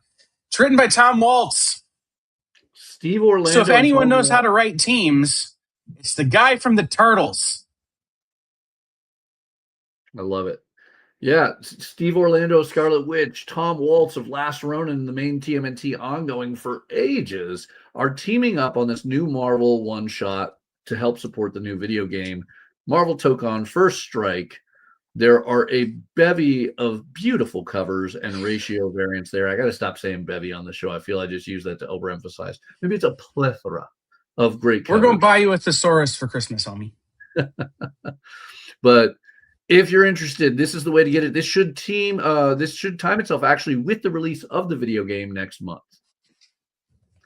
Then, did you know it's been 60 years since we were told, face it, Tiger, you hit the jackpot? Yes, 60 years of Mary Jane, which is not only the reason for the theme of covers, but she's getting a new one-shot called Mary Jane, Face It, Tiger. I had to show off this Gudahiru cover where we get an isekai variant of Mary Jane. Like, I hate isekais, but man, I want to read that. Nevertheless, it is J.M. DeMatteis and Ann Nocenti, 2 classic Marvel writers, coming back to give us tales of Mary Jane through the ages with some beautiful, beautiful covers. Then he never did face it, by the way. Just kept one screwing that one up. There, yeah. Well, I'd like to think there were a few years he faced it, and then he had Mephisto rip it away from him. But, all right. So if Marvel Tokon isn't your thing, if you heard Kyle and you're like, nothing will ever beat Marvel Rivals, this is the book for you. Marvel Rivals has a new one-shot, Origins of the Hood, dealing with Red Hood, Spider-Man, and more. Some great covers, all to tie a new story for the newest season of Marvel Rivals. Then It's not out yet, but The Queen in Black is coming. It's the big summer event. It's the sequel to King in Black. It is Al Ewing and Ewan Coelho's new masterpiece as Hela becomes the god of the symbiotes. That was The Hood, not Red Hood. Yes, sorry. That would be a very different book that we should be paying a lot more time and energy on if it was Red Hood crossing over with Spider-Man. But it's The Hood, not The Red Hood. Hood, just in my mind was correct because I was thinking of Brian K. Vaughan's classic 6-issue Marvel miniseries about the character, which was a little low-level gangster who gets a magical hood, some pistols that shoot. Eventually, he gets various consequences. I'm not saying he isn't Red Hood, but he's not Red Hood. I screwed up. Yeah, my bad. And I just don't want anybody going into their shop going, I need that Red Hood Spider-Man book, and have retailers go, no such thing exists. You want The Hood and Spider-Man on Marvel Rivals. Yeah, thank you. Queen of Black, yes. Another example where it's very important to reach out to your local comic shop and take a moment. If you know you're going to be reading Queen of Black, a lot of us do. Let them know. Issue number 1 is not out yet. We don't have sales data as comic shop owners, managers, or ordering specialists. This is very important for you to reach out to your local comic shop and let them know if you're committing to a series like Queen in Black, so they can guarantee the copies are waiting for you, that they have enough copies. Because issue number 2 is often the biggest drop. We always order big on number 1, and we drop our orders number 2. Normally, we have sales data for this. We don't have sales data because the way that Penguin Random House has to distribute and the way these publishers through them have to get things printed, such as Marvel, Dark Horse, IDW, etc., we often have to Final Order Cutoff or FOC these print run orders before the previous issue is out.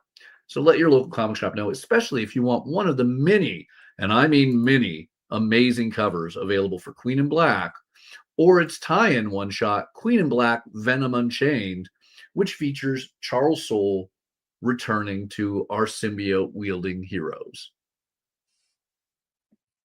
I now want a scene where Venom is singing Unchained Melody to Hela as Queen in Black. I mean, with that Peach Momoko artwork for it, I'm in. Yeah. All right. Let's do something crazy. Who is the most unlikely writer you could imagine writing Hulk? Me.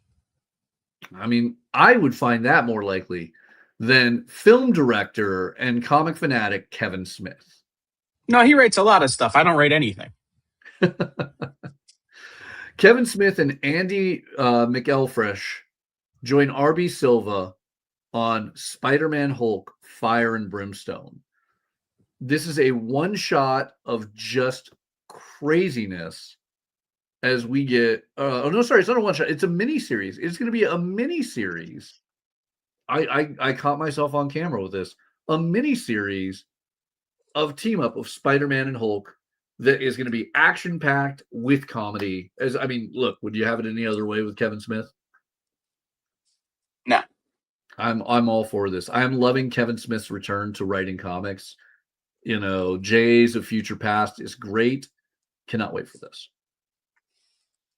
All right. My favorite Star Trek movie, and I'm going to start some wars right there by saying this.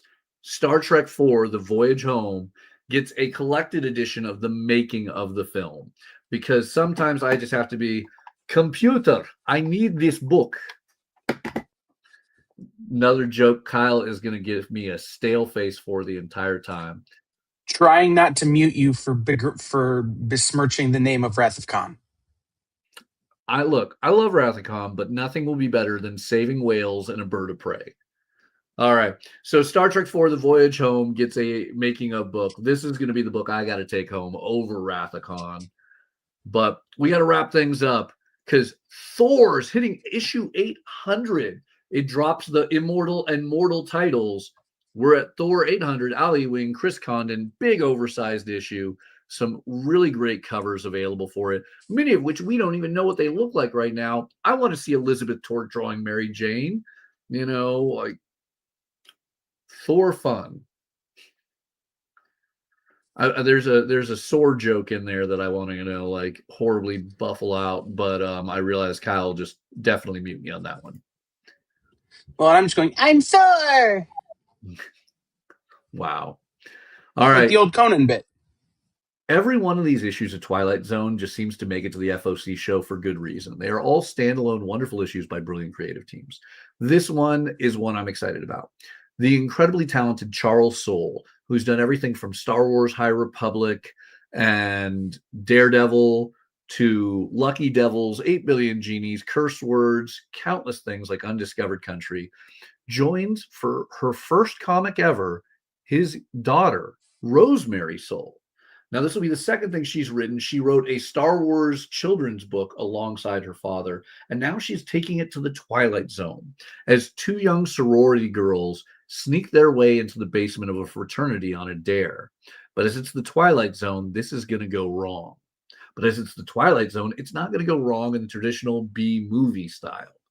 I cannot wait to read the tale of these two young girls discovering a haunting Twilight Zone labyrinth, as written by one of my favorite authors and his incredibly talented daughter. The Souls bring us Twilight Zone 10. Now, let's wrap up PRH with a question. What if Captain America was de-iced in 2099? Mark Guggenheim and Ron Lim give us that revival story of Cap 150 years later, or 140 some odd years later than we're used to getting it. What if Captain America was revived in 2099? Fun one. But, all right. We missed a major item. I know it. I know it. Kyle knows it. Kyle, what is your prose pick of the week? This week's prose pick of the week, and I'm not going to get too bogged down in it, is a book called Time Travel for Beginners by author Jacqueline Moriarty. Jacqueline is an award-winning author from Australia, and this is a book that has a lot of hype about it. It is been named the most anticipated book of the summer by People Magazine, Goodreads, She Reads, BuzzFeed, and Southern Living. This is the story of if you could revisit one moment in your life, what would it be? And this is the story of finding out that there's a place you can go off the side of a road somewhere in Australia that can enable you to do this. So if you could go to a place and be like, hi, travel agent, I want to visit this moment for my life that was really dope. Would you? And what would the consequences of that be? You don't have any fear of altering the present. You can according, I'm just reading this solicitation here, you can have tea with Jane Austen, you can scream at a Beatles concert, witness the Olympus of ancient Greece, or perhaps something more personal. And it's the story of a girl who starts a job at this agency and glimpses the possibility of what it could bring and starts to sort of wrestle with what that could mean for her own life. So again, not sort of normally the book I would go in for, but a very interesting story and a very hyped book that I think would be great for comic shops who are trying to diversify and draw in more of that book talk, She Reads crowd. And again, it would cross over to some people who just like some good sci-fi. Absolutely. You getting a copy? Oh, yeah. Awesome. I like it. All right.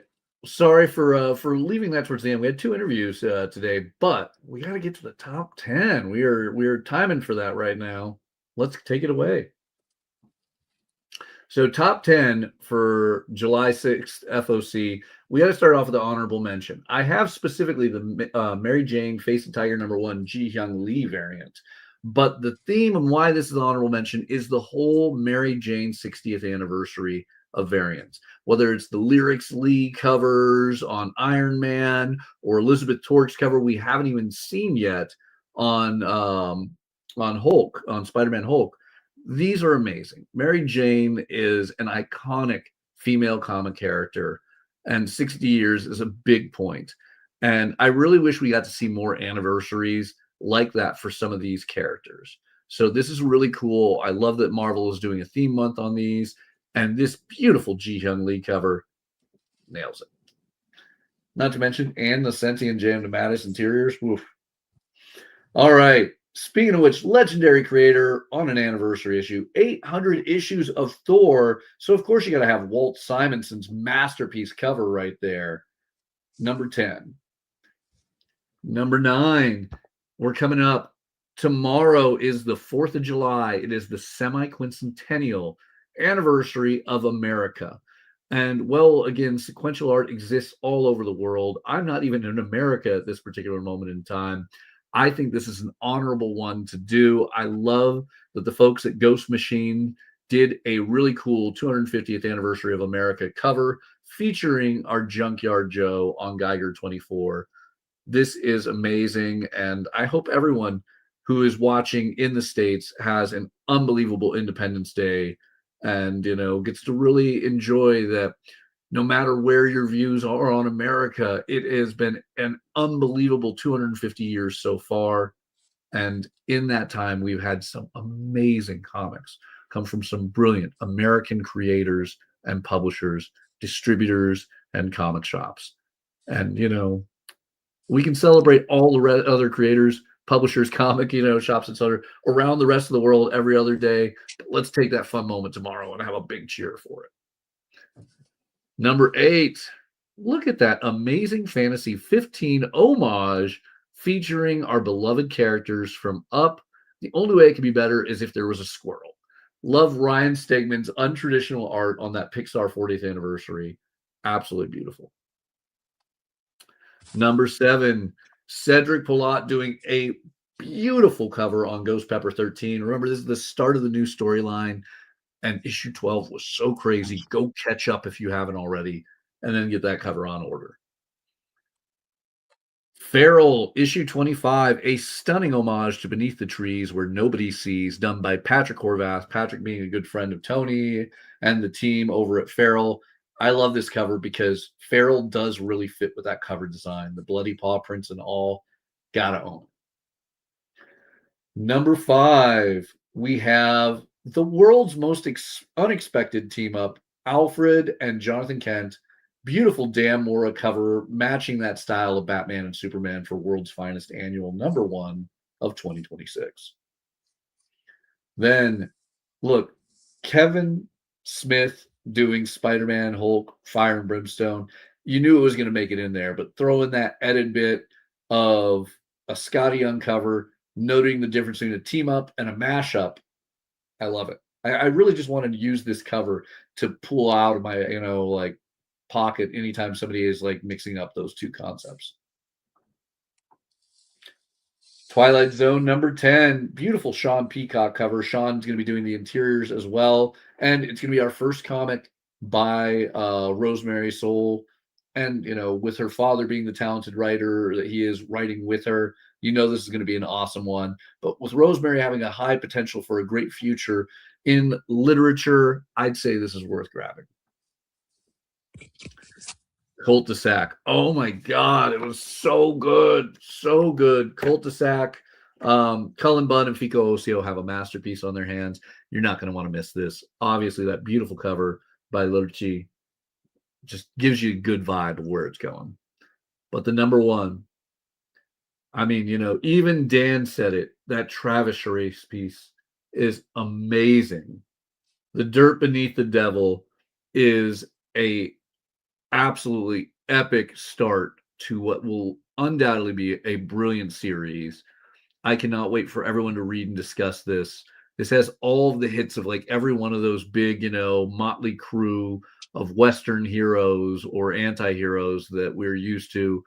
And it takes it to an even better place. Not to mention you throw with what was it? Christine the horse. We're going to have a demonically possessed evil horse. Awesomeness. Awesome. Say less, take my money. Absolutely. All right. So those are the top 10. Please reach out to your local comic shop. Let them know what covers you want, what issues you want, what series you want to subscribe to, so they can guarantee they're waiting for you. They can get the orders right. The creators get paid. The distributors know what they need to ship where. All that fun. But meanwhile, since you're watching EXP, Kyle, what else is on the EXP this weekend? Well, it's the 4th of July, so not a lot. But later today, so Nikki's taken the week off from doing the art show. But, like, maybe we should do something. So I think I'm going to be hanging out with y'all during that time, maybe doing a little bit of a hangout live sale combo thing where I'm going through a box of stuff and figuring out where it needs to go in my collection. And you can buy it before I put it away. And then Nancy will be live with her normal show later tonight. We are off tomorrow. We're going to take a day. I'm going to sleep for once in the week. And Miss Jen is going to take a day off and celebrate the holiday. But we will be back next week with a full slate of shows following our normal schedule, including the debut of at least one new show. So be on the lookout for that one. I like it. And we can find that on New social show. media. Yes. Oh, and Monday at 7 o'clock, during Rex's Comic Collectibles show, we will be announcing our Ben 10 #3 exclusive cover.